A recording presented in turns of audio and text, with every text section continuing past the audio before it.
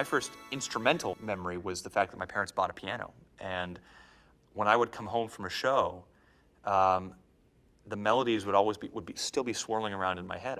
I just wouldn't forget them, even if I wanted to. And so my only outlet for that would be to sit down at this instrument, which I had never had a lesson, never learned how to play, and just figure it out. And I pretty much, taught myself how to play the piano and going to shows and then going back and figuring out songs. And that's how I developed my voice too, is that at one point I wanted to start singing them, and I was lucky enough that I had, an instrument to do it.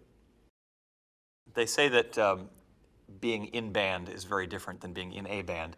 And my high school did not have band. Like, I wasn't able to, master the euphonium at the age of 13. Otherwise, I would have gotten all the chicks. But I played drums. I was a big rock fan, actually. So I knew, because of the kind of voice that I have, that rock wasn't going to be in my world. But drums, I loved rhythmic music. So at the school that I was at, there was a music room that was open to students during, break and recess and all that stuff. What do you call it? Whatever you call it. And I would sneak in, and I would sit at the drum set, and I'd pick up the sticks, and I would just jam. In the same way that I kind of figured out the piano, I figured out the drums. And I would plug in like my Walkman cassette player and put in the headphones, and I would just play along to stuff. And that's how I learned to play. And eventually I got a drum set and continued to teach myself to play with that drum set. And now it's so fun because I get to play on my records, I get to play on tour, and I get to work with the drummers that I would read about in those pages when I was just, basically when everybody else was collecting baseball cards, I was just completely, fanboying over these incredible drummers. And so to be able to call them my friends is really one of the coolest things about the business. I was working with a voice teacher in Los Angeles whose son I was going to school with at the time. I was going to elementary school with him.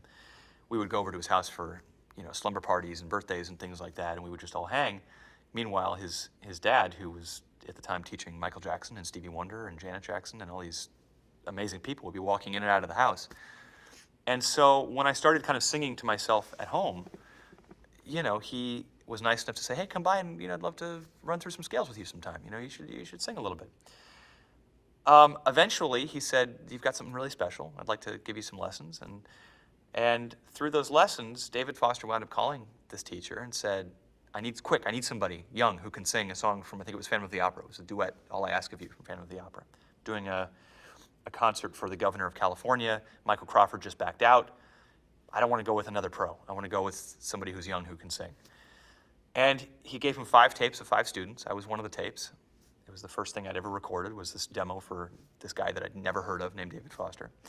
And he said, I want to pick this guy, and I went in, and this was before the age of Google, so I wasn't able to really research David before I met him. Apparently he won 14 Grammys and was kind of like the master of the universe in the music world. So we wound up doing that show, and it was a very special night. I was so nervous.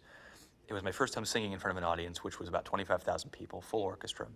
I gave David a big hug and went back to school the next day, just riding high on the experience, but really not expecting anything else to happen from it, just feeling like, what a cool thing, what a cool experience.